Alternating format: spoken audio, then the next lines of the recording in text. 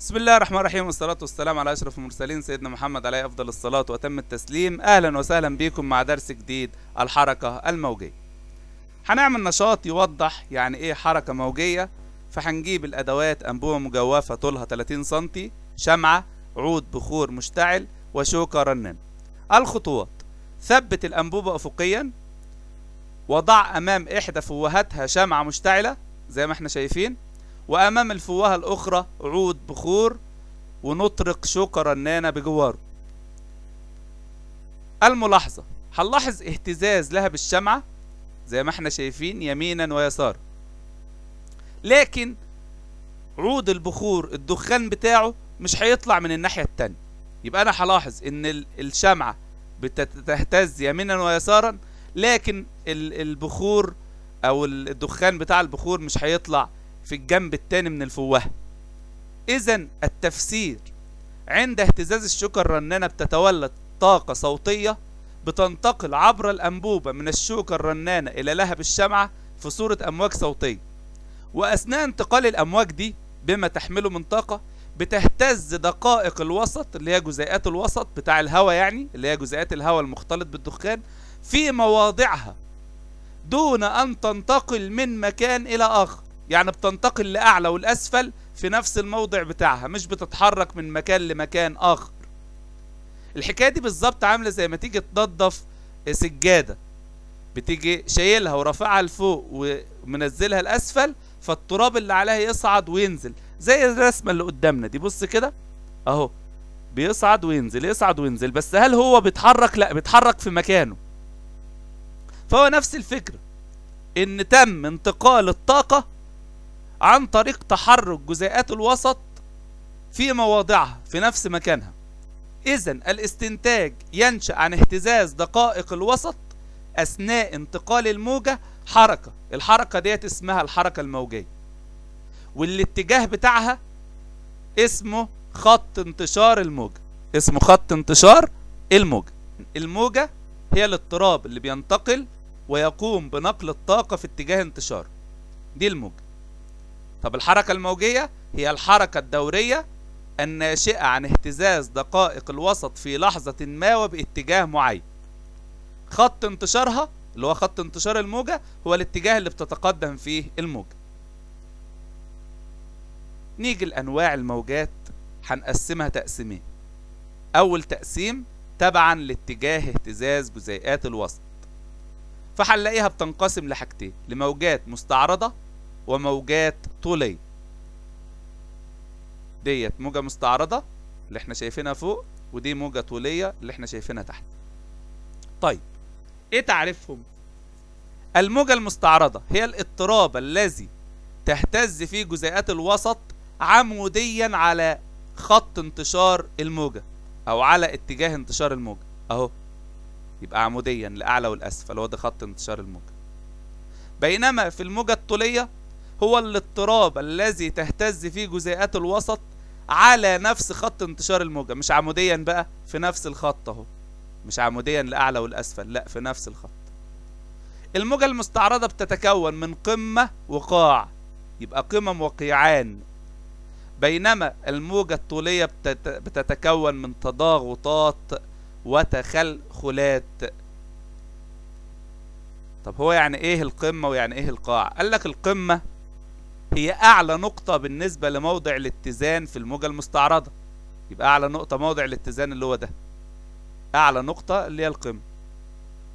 طب والقاع أقل نقطة بالنسبة لموضع الاتزان اللي هو ده أو ده. ده قاع وده قاع، وده قمة وده قمة.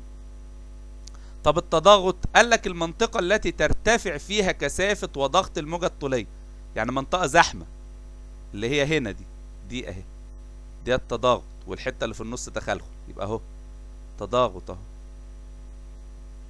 طب والتخلخل قال لك التخلخل المنطقة التي تنخفض فيها كثافة وضغط الموجة الطولية، يعني منطقة واسعة عن بعضها اهو، ده تخلخل اهو. يبقى ده تضاغط وده تخلخل، ودي قمة ودي قاع. هنا انا بعمل الاهتزاز في الموجة المستعرضة الاعلى والاسفل، لكن في الموجة الطولية بيبقى الاهتزاز لليمين والى اليسار. بعد كده ناخد تطبيق حياتي، حمامات العلاج الطبيعي اللي هي الجاكوزي. طبعا الجاكوزي ده بيوجد في معظم النوادي الرياضيه الهامه او النوادي الرياضيه الغاليه يعني، بيبقى فيها حمامات علاج طبيعي اسمها جاكوزي. دي عباره عن احواض بيتحرك فيها الماء على شكل امواج دائريه زي ما احنا شايفين هنا. الصوره واضحه جدا، ده لقطه من فيلم دم الغزال، بس شلنا منها الجزء. هي هتدخل يسرى دلوقتي، شلنا احنا يسرى عشان احتراما للناس اللي قدامنا. وده الاعلان اللي تحته ده بتاع عيش ملك اللي هو بتاع ادوارد، برضو داخل الجاكوزي، اللي هو ما تكلمش سوزي لما تبقى في الجاكوزي. فالجاكوزي ده عبارة عن احواض فيها المية بتتحرك بشكل دائري، لها وظيفتين. لو انت عندك تشنج عصبي، زهقان، عندك توتر عصبي، عندك مشكلة، فبتحط مية باردة.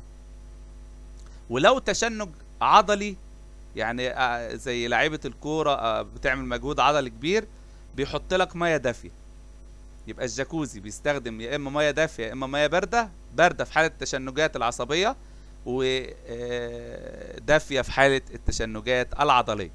حتى الحكاية دي الرسول عليه الصلاة والسلام قال لنا عليها، انك انت لما تبقى متنرفز اتوضى، يعني تطفي النار، لان النار من الشيطان او الشيطان خلق من النار، فلما بتتوضى بتهدى. هي نفس الفكرة كده، نفس الفكرة بتاعتها. طب نيجي لأنواع الموجات، بس هنا المرة دي تبعا لقدرتها على الانتشار.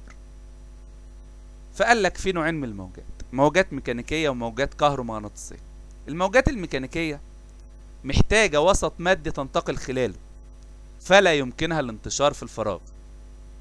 يعني ما تقدرش تمر في الفراغ، زي الفراغ اللي بعد الغلاف الجوي اللي موجود بعد الغلاف الجوي لحد الشمس، فيه فراغ مفيش هواء، يبقى مفيش وسط مادي، يبقى ده فراغ ما تقدرش تمشي خلاله الموجات الميكانيكية. لكن الموجات الكهرومغناطيسية لا يلزم لانتشارها وجود وسط مادي، فيمكنها الانتشار في الفراغ. الموجات الكهرومغناطيسية دي تقدر تعدي في الفضاء الخارجي. الموجات الميكانيكية فيها نوعين، مستعرضة وطولية. الموجات الكهرومغناطيسية كلها مستعرضة. الموجات الميكانيكية السرعة بتاعتها قليلة. الموجات الكهرومغناطيسية سرعتها أكبر بكتير جدا من الموجات الميكانيكية، بتوصل ل3 في 10 أس 8 متر على الثانية. طبعا الأس ده يعني عدد الأصفار، يعني 1 وقدامه 8 أصفار. 8 أصفار يعني 100 مليون، يعني هي سرعتها 300 مليون متر على الثانية. طب ايه الامثله بتاعت الموجات الميكانيكيه؟ قال لك زي موجات الماء ودي مستعرضه، وزي موجات الصوت وديت موجات طوليه. طب الموجات الكهرومغناطيسيه زي موجات الضوء وموجات الراديو المستخدمه في اجهزه الرادار زي الرادار كده، وطبعا هما الاثنين مستعرضين. في معلومه اثرائيه بتقول لك ان الموجات الكهرومغناطيسيه اللي احنا شايفينها قدامنا دي تعتبر من الموجات المستعرضة اللي يمكنها الانتشار في الفراغ لسبب معين. هي ليه بتنتشر في الفراغ؟ قال لك لتكونها من مجال كهربي ومجال مغناطيسي متعامدة على بعضها من جهة، وعلى اتجاه انتشار الموجة من جهة أخرى. يبقى هم متعامدين على بعض، المجال المغناطيسي اللي بالأحمر والمجال الكهربي اللي بالأزرق، وخط انتشار الموجة اللي هو بالأسمر ده. يبقى هم متعامدين هم الاثنين من جهة، ومن جهة أخرى متعامدين على خط انتشار الموجة، زي ما احنا شايفين في الرسمة اللي قدامنا دي أو في الصورة المتحركة اللي قدامنا. فهم متعامدين على بعض في نفس الوقت متعامدين على خط انتشار الموجة. في ملحوظة قال لك إن بتتشابه الحركة الاهتزازية مع الحركة الموجية اللي هي مستعرضة أو طولية، في إمكانية تمثيل كل منها بالشكل التالي: القمة في الموجة المستعرضة بيقابلها التضاغط في الموجة الطولية، والقاع في الموجة المستعرضة بيقابله التخلخل في الموجة الطولية. يبقى أنا عندي الموجة المستعرضة والموجة الطولية، ممكن إن أنا أمثل كل منهم بالشكل المقابل، الشكل اللي قدامي ده. خلاص، القمة في الموجة المستعرضة بتقابل التضاغط في الموجة الطولية، والقاع في الموجة المستعرضة بيقابل التخلخل في الموجة الطولية. أسئلة علل المجاب عنها: علل لا نسمع صوت الانفجارات الشمسية لكننا نرى الضوء الصادر عنها. الانفجارات الشمسية اللي بتحصل في الشمس اللي احنا شايفينها دي، ما بنسمعهاش لكن بنشوفها. ليه؟ قالك اصل الصوت موجات ميكانيكية ما بتنتشرش في الفراغ، ما تقدرش تعدي من الفراغ وتدخل الغلاف الجوي. لكن الضوء موجات كهرومغناطيسية بتنتشر في الفراغ. يبقى إذا لأن الصوت موجات ميكانيكية لا تنتشر في الفراغ، بينما الضوء موجات كهرومغناطيسية تنتشر في الفراغ. علل سماع صوت الرعد بعد رؤية البرق رغم حدوثهما في وقت واحد. البرق والرعد بيحصلوا في وقت واحد، لكن بنسمع الصوت بعد ما بنشوف البرق. أصل البرق ده ضوء، والضوء موجات كهرومغناطيسية، والرعد ده صوت، والصوت موجات ميكانيكية. واحنا قلنا ان الموجات الكهرومغناطيسية اسرع من الموجات الميكانيكية. هتقول لان سرعة انتشار موجات الضوء اكبر بكثير من سرعة انتشار موجات الصوت في الهواء. مفاهيم مرتبطة بالحركة الموجية. هناخد الطول الموجي للموجة المستعرضة لام. الطول الموجي هو المسافة بين اي قمتين متتاليتين او قاعين متتاليين، يبقى بين قمتين او قاعين متتاليين. طب لو هي الموجة طولية، يبقى الطول الموجي للموجة الطولية لام هو المسافة بين مركزي أي تضاغطين أو تخلخلين متتاليين، يبقى مركزي تضاغطين أو مركزي تخلخلين. يقدر الطول الموجي لام بوحدة المتر ميم، ومن أجزاء المتر الملي متر والميكرو متر والنانو متر.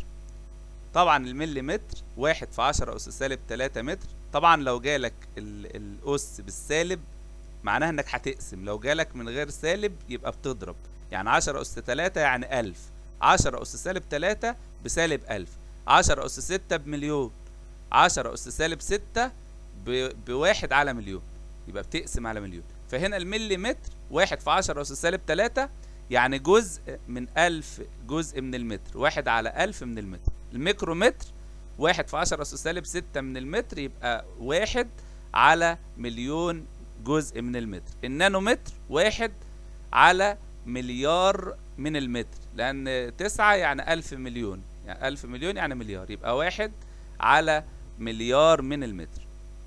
سعة الموجة زي سعة الاهتزازة، هي أقصى إزاحة تصل إليها جزيئات الوسط المادي بعيدا عن موضع سكونها.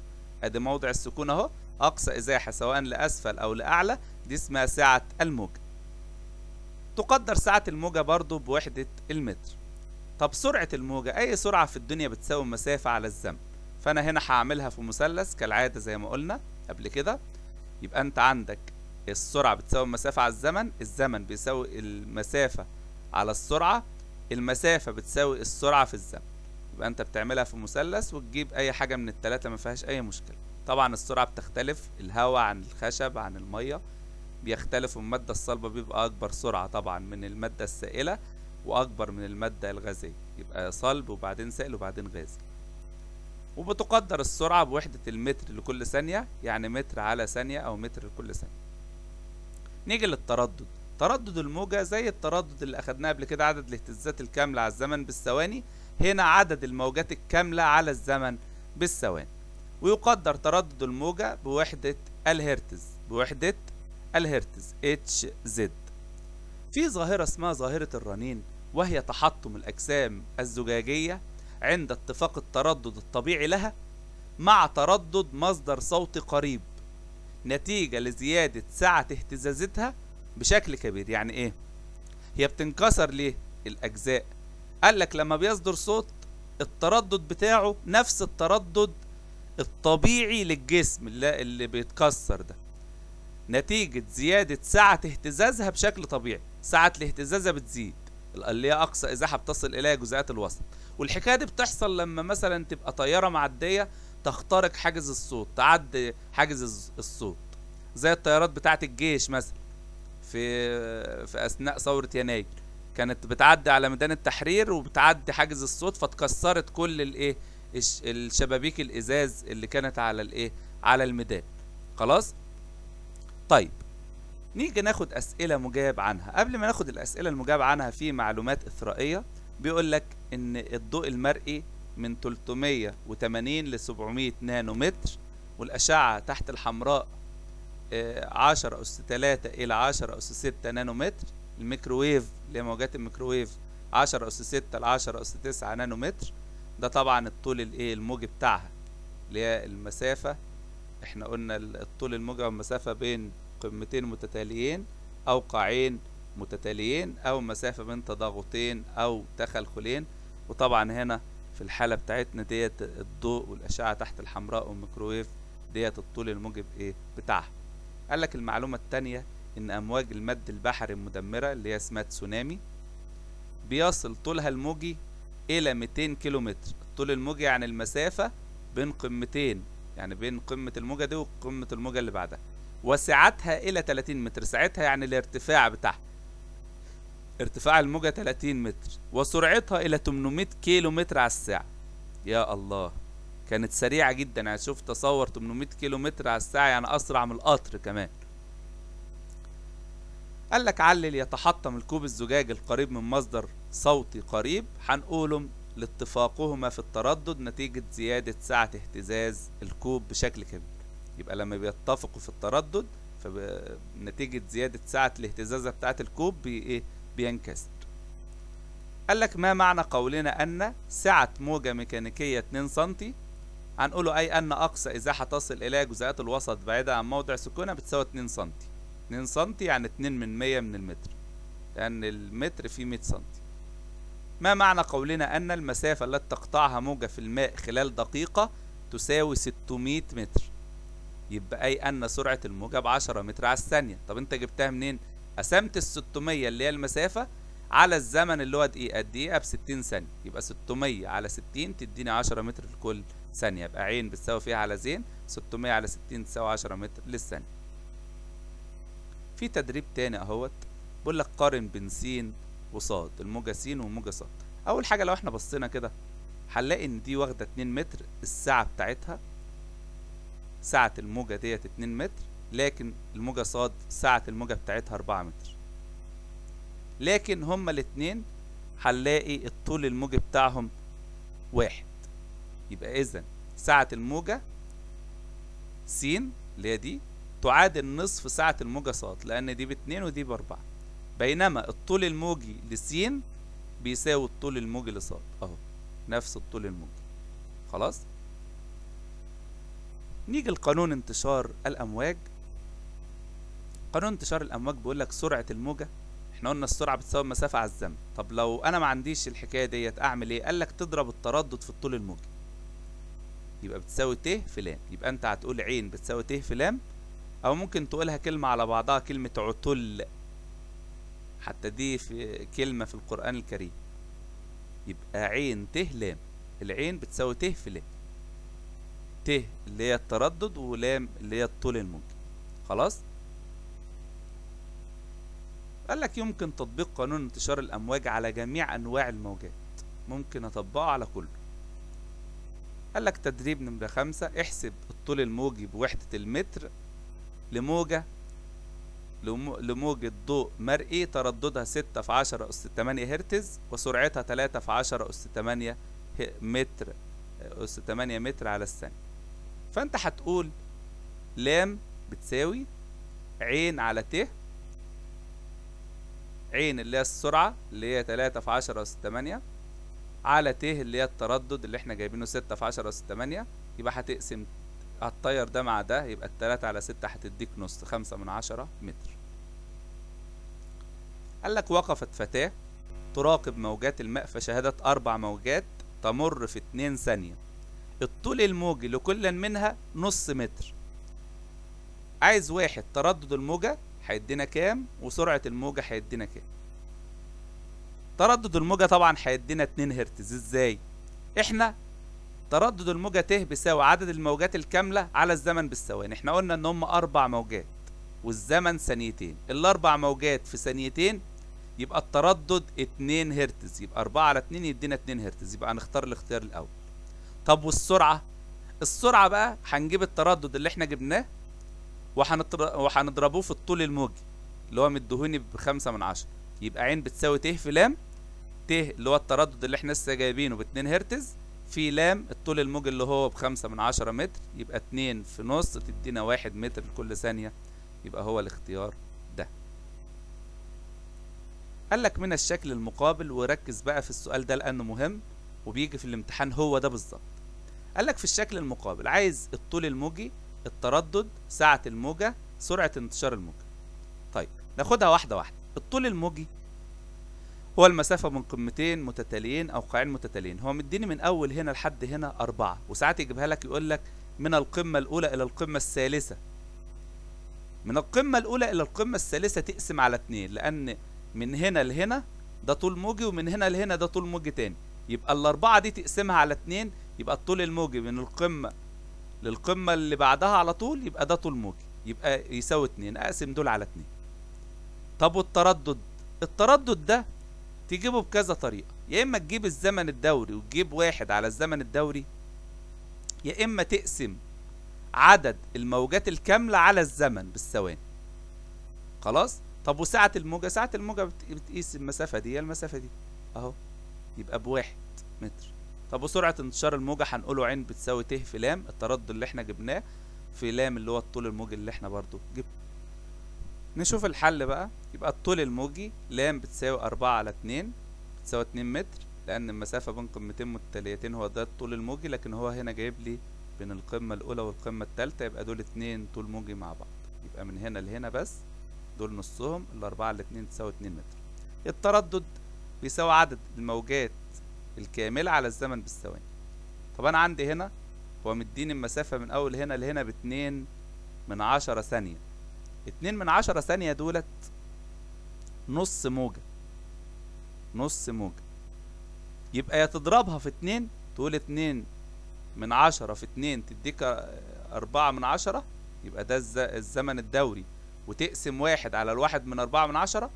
يا اما تمشي بالقانون العادي ان دي نص موجة، يبقى هتقول عدد الموجات الكاملة نص موجة على 2/10، يبقى 5/10 على 2/10 اللي هي نص موجة، يعني 5/10 على 2/10 تدينا 2.5 هرتز.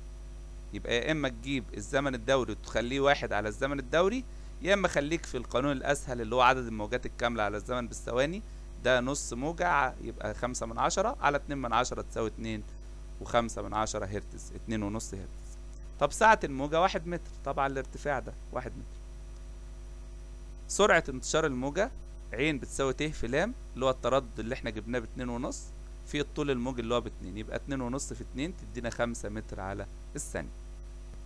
قال لك أمواج صوتية ترددها 200 هرتز وطولها الموجي في الهواء 1.7 متر. احسب سرعة انتشار الموجة في الهواء اللي هي عين بتساوي ت في لام، والطول الموجي اللي هو لام لو كانت سرعة انتشارها 1500 متر على الثانية. يبقى الحتة اللي تحت ديت تعتبر مسألة لوحدها، ناخدها واحدة واحدة. ناخد أول حاجة اللي هي سرعة انتشار الموجة. هنقول له سرعة انتشار الموجة عين بتساوي ت في لام اللي هو التردد في الطول الموجي، ادي التردد ب200 والطول الموجي ب1.7 متر، يبقى 200 في 1.7 يساوي 340 متر على الثانية. طب المسألة التانية اللي تعتبر بمثابة مسألة لوحدها، الطول الموجي. الطول الموجي هو لام بتساوي عين على ت اللي هي سرعة انتشار الموجة على التردد. طب سرعة انتشار الموجة بكام؟ ب1500. ما تكتبليش بقى سرعة انتشار الموجة اللي انت مطلعها ب340، هو مديها لك هنا ب1500 على تردد الموجة. التردد طبعا موجود ب200، يبقى 1500 على 200 تدينا 7.5 متر. مع خالص تمنياتي بالنجاح والتوفيق. اللهم اقسم لنا من خشيتك ما تحول به بيننا وبين معاصيك، ومن طاعتك ما تبلغنا به جنتك، ومن اليقين ما تهون به علينا مصائب الدنيا، ومتعنا اللهم بأسماعنا وأبصارنا وقوتنا ما أحييتنا، واجعله الوارث منا، واجعل ثأرنا على من ظلمنا، وانصرنا على من عادانا، ولا تجعل مصيبتنا في ديننا، ولا تجعل الدنيا أكبر همنا ولا مبلغ علمنا، ولا إلى النار مصيرنا، ولا تسلط علينا بذنوبنا من لا يخافك ولا يرحمنا يا رب العالمين. اللهم سهل لجميع الطلاب دراستهم ووفقهم ونجحهم يا رب العالمين. اللهم اجعل أعمالنا خالصة لوجهك الكريم. اللهم علمنا ما ينفعنا وانفعنا بما علمتنا، وزدنا علما وعملا وفقها وإخلاصا. سبحانك اللهم وبحمدك، نشهد أن لا إله إلا أنت، نستغفرك ونتوب إليك. أستودعكم الله الذي لا تضيع ودائعه، والسلام عليكم ورحمة الله وبركاته.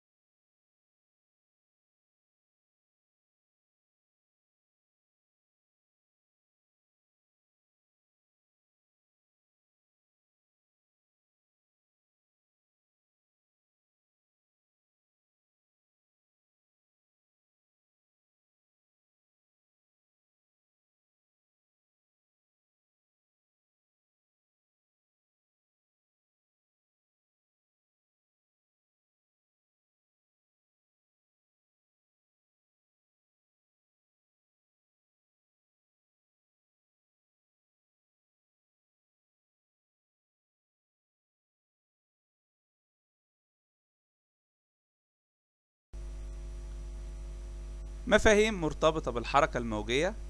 هناخد الطول الموجي للموجة المستعرضة لام. الطول الموجي هو المسافة بين أي قمتين متتاليتين أو قاعين متتاليين، يبقى بين قمتين أو قاعين متتاليين.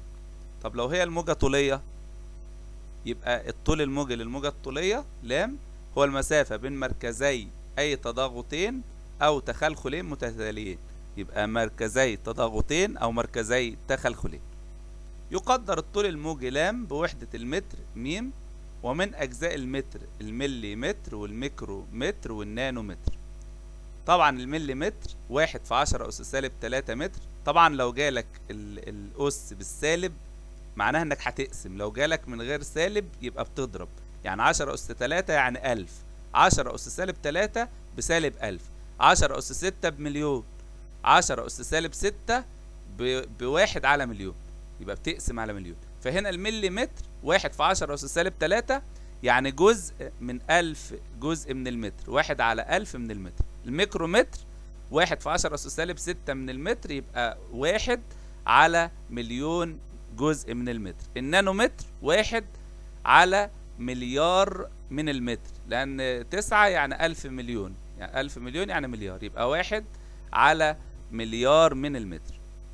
سعة الموجة زي سعة الاهتزازة، هي أقصى إزاحة تصل إليها جزيئات الوسط المادي بعيدا عن موضع سكونها. أدي موضع السكون أهو، أقصى إزاحة سواء لأسفل أو لأعلى، دي اسمها سعة الموجة. تقدر سعة الموجة برضو بوحدة المتر. طب سرعة الموجة، أي سرعة في الدنيا بتساوي مسافة على الزمن. فأنا هنا هعملها في مثلث كالعادة زي ما قلنا قبل كده. يبقى أنت عندك السرعة بتساوي المسافة على الزمن، الزمن بيساوي المسافة على السرعة، المسافة بتساوي السرعة في الزمن. يبقى أنت بتعملها في مثلث وتجيب أي حاجة من التلاتة ما فيهاش أي مشكلة. طبعا السرعة بتختلف، الهواء عن الخشب عن المية بيختلف، والمادة الصلبة بيبقى أكبر سرعة طبعا من المادة السائلة وأكبر من المادة الغازية، يبقى صلب وبعدين سائل وبعدين غازي. وبتقدر السرعة بوحدة المتر لكل ثانية، يعني متر على ثانية أو متر لكل ثانية. نيجي للتردد.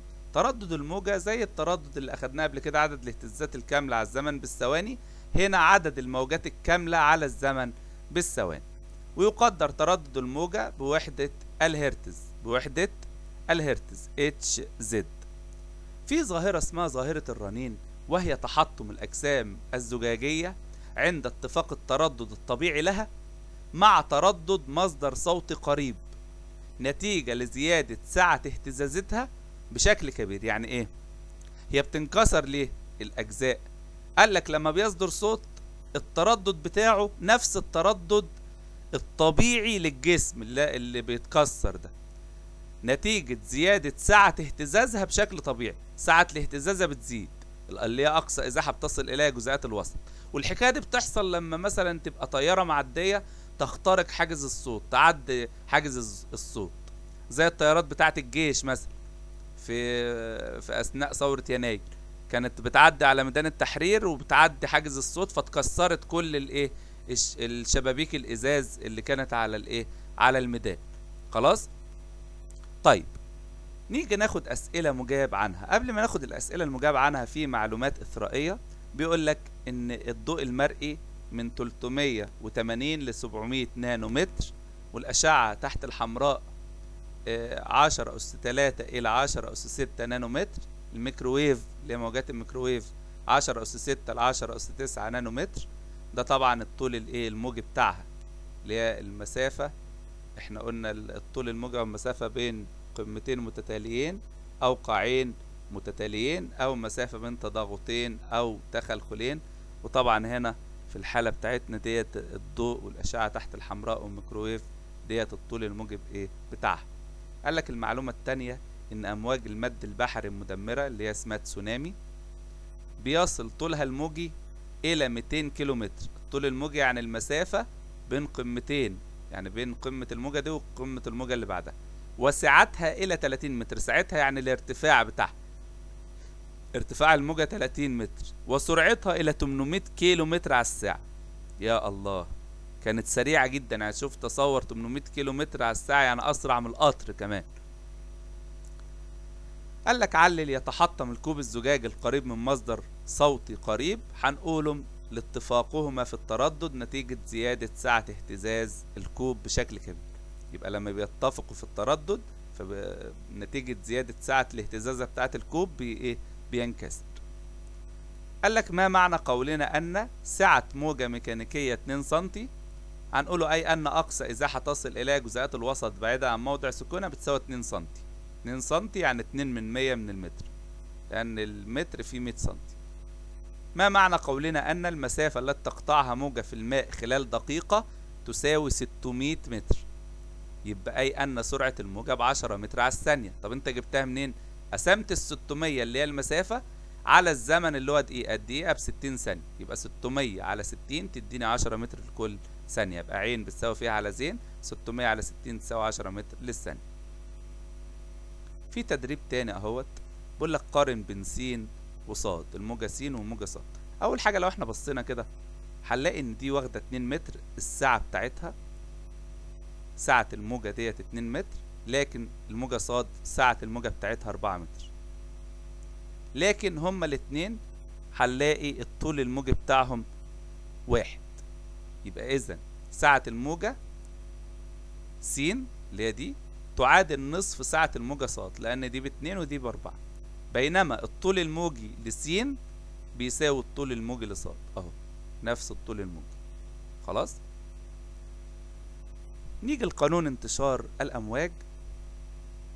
قانون انتشار الأمواج بيقول لك سرعة الموجة، احنا قلنا السرعة بتساوي المسافة على الزمن. طب لو أنا ما عنديش الحكاية ديت أعمل إيه؟ قال لك تضرب التردد في الطول الموجي، يبقى بتساوي ت في لام. يبقى أنت هتقول عين بتساوي ت في لام، أو ممكن تقولها كلمة على بعضها، كلمة عتل، حتى دي في كلمة في القرآن الكريم. يبقى عين ت لام، العين بتساوي ت في لام، ت اللي هي التردد ولام اللي هي الطول الموجي. خلاص؟ قال لك يمكن تطبيق قانون انتشار الأمواج على جميع أنواع الموجات، ممكن أطبقه على كله. قال لك تدريب نمرة 5، احسب الطول الموجي بوحدة المتر لموجة ضوء مرئي ترددها 6 في 10 أس 8 هرتز وسرعتها 3 في 10 أس 8 متر أس 8 متر على الثانية. فأنت هتقول لام بتساوي عين على ت، عين اللي هي السرعة اللي هي 3 في 10 أس 8 على ت اللي هي التردد اللي احنا جايبينه 6 في 10 أس 8، يبقى هتقسم هتطير ده مع ده، يبقى 3 على 6 هتديك نص، 5/10 متر. قال لك وقفت فتاة تراقب موجات الماء فشاهدت 4 موجات تمر في 2 ثانية، الطول الموجي لكل منها نص متر. عايز واحد تردد الموجة هيدينا كام وسرعة الموجة هيدينا كام. تردد الموجة طبعا هيدينا 2 هرتز. ازاي؟ احنا تردد الموجة ت بيساوي عدد الموجات الكاملة على الزمن بالثواني. احنا قلنا ان هم 4 موجات والزمن ثانيتين، ال4 موجات في ثانيتين يبقى التردد 2 هرتز، يبقى 4 على 2 يدينا 2 هرتز، يبقى هنختار الاختيار الاول. طب والسرعة؟ السرعة بقى هنجيب التردد اللي احنا جبناه وهنضربوه في الطول الموجي اللي هو مديهوني ب5/10، يبقى عين بتساوي ت في لام، ت اللي هو التردد اللي احنا لسه جايبينه ب2 هرتز في لام الطول الموجي اللي هو ب5/10 متر، يبقى 2 في نص تدينا 1 متر لكل ثانية، يبقى هو الاختيار ده. قال لك من الشكل المقابل، وركز بقى في السؤال ده لأنه مهم وبيجي في الامتحان هو ده بالظبط. قال لك في الشكل المقابل عايز الطول الموجي، التردد، سعة الموجة، سرعة انتشار الموجة. طيب ناخدها واحدة واحدة. الطول الموجي هو المسافة من قمتين متتاليين أو قاعين متتاليين. هو مديني من أول هنا لحد هنا 4، وساعات يجيبها لك يقول لك من القمة الأولى إلى القمة الثالثة. من القمة الأولى إلى القمة الثالثة تقسم على 2، لأن من هنا لهنا ده طول موجي ومن هنا لهنا ده طول موجي تاني، يبقى ال4 دي تقسمها على 2، يبقى الطول الموجي من القمة للقمة اللي بعدها على طول يبقى ده طول موجي، يبقى يساوي 2، أقسم دول على 2. طب والتردد؟ التردد ده تجيبه بكذا طريقة، يا إما تجيب الزمن الدوري وتجيب 1 على الزمن الدوري، يا إما تقسم عدد الموجات الكاملة على الزمن بالثواني. خلاص؟ طب وسعة الموجة؟ سعة الموجة بتقيس المسافة دي، هي المسافة دي أهو، يبقى ب1. متر. طب وسرعة انتشار الموجة هنقوله عين بتساوي ت في لام، التردد اللي احنا جبناه في لام اللي هو الطول الموجي اللي احنا برضو جبناه. طيب نشوف الحل.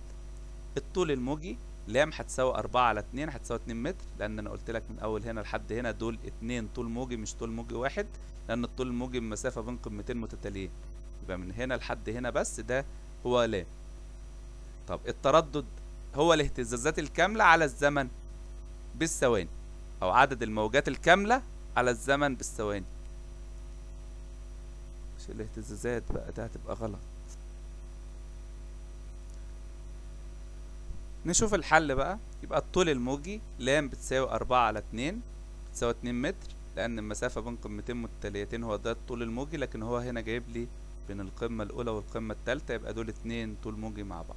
يبقى من هنا لهنا بس دول نصهم، ال4 على 2 تساوي 2 متر. التردد بيساوي عدد الموجات الكاملة على الزمن بالثواني. طب أنا عندي هنا هو مديني المسافة من أول هنا لهنا ب2/10 ثانية. 2/10 ثانية دولت نص موجة، نص موجة. يبقى يا تضربها في 2 تقول 2/10 في 2 تديك 4/10، يبقى ده الزمن الدوري، وتقسم 1 على 1/4/10، يا اما تمشي بالقانون العادي ان دي نص موجة، يبقى هتقول عدد الموجات الكاملة نص موجة على 2/10، يبقى 5/10 على 2/10 اللي هي نص موجة، يعني 5/10 على 2/10 تدينا 2.5 هرتز. يبقى يا اما تجيب الزمن الدوري وتخليه 1 على الزمن الدوري، يا اما خليك في القانون الاسهل اللي هو عدد الموجات الكاملة على الزمن بالثواني، ده نص موجة يبقى 5/10 على 2/10 تساوي 2.5 هرتز، 2.5 هرتز. طب سعة الموجة 1 متر، طبعا الارتفاع ده 1 متر. سرعة انتشار الموجة عين بتساوي ت في لام اللي هو التردد اللي احنا جبناه ب2.5 في الطول الموجي اللي هو ب2، يبقى 2.5 في 2 تدينا 5 متر على الثانية.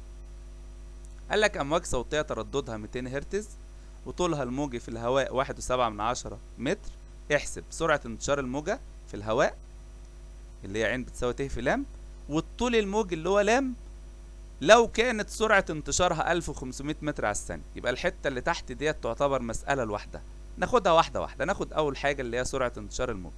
هنقول له سرعة انتشار الموجة عين بتساوي ت في لام، يبقى 200 اللي هي التردد في لام اللي هي الطول الموجة 1.7، دي مسألة مباشرة. يبقى 200 في 1.7 هيدينا 340 متر على الثانية. طب نيجي للمسألة اللي تحت اللي تعتبر بمثابة مسألة لوحدها. الطول الموجي في الحالة دي أنا عندي الطول الموجي هيساوي إيه؟ هيساوي عين على ت. يبقى اهي لام هتساوي عين على ت، انت بتحطها في مثلث زي احنا ما قلنا. يبقى انت عين بتساوي ت في لام، لام بتساوي عين على ايه؟ على ت. انت عندك عين اللي هي السرعه اللي هو مديها لك ب 1500 على لام اللي هو الطول الموجي اللي كان معاك من ال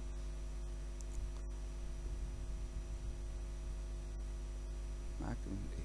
نقوله تاني.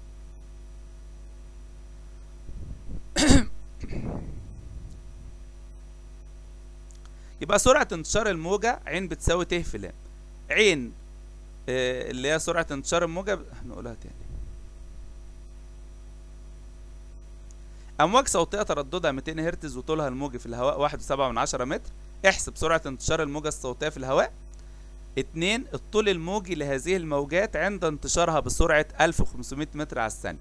يبقى الجزء الثاني ده يعتبر مسألة جديدة. ناخد الأولى ديت الأول ونحلها. هنقول له سرعة انتشار الموجة عين بتساوي ت في لام اللي هو التردد في الطول الموجي، ادي التردد ب 200 والطول الموجي ب 1.7 متر، يبقى 200 في 1.7 يساوي 340 متر على الثانية. طب المسألة الثانية اللي تعتبر بمثابة مسألة لوحدها، الطول الموجي. الطول الموجي هو لام بتساوي عين على ت اللي هي سرعة انتشار الموجة على التردد. طب سرعة انتشار الموجة بكام؟ ب 1500. ما تكتبليش بقى سرعة انتشار الموجة اللي انت مطلعها ب 340، هو مديها لك هنا ب 1500 على تردد الموجة. التردد طبعا موجود ب 200، يبقى 1500 على 200 تدينا 7.5 متر. مع خالص تمنياتي بالنجاح والتوفيق. اللهم إنا نسألك ايه؟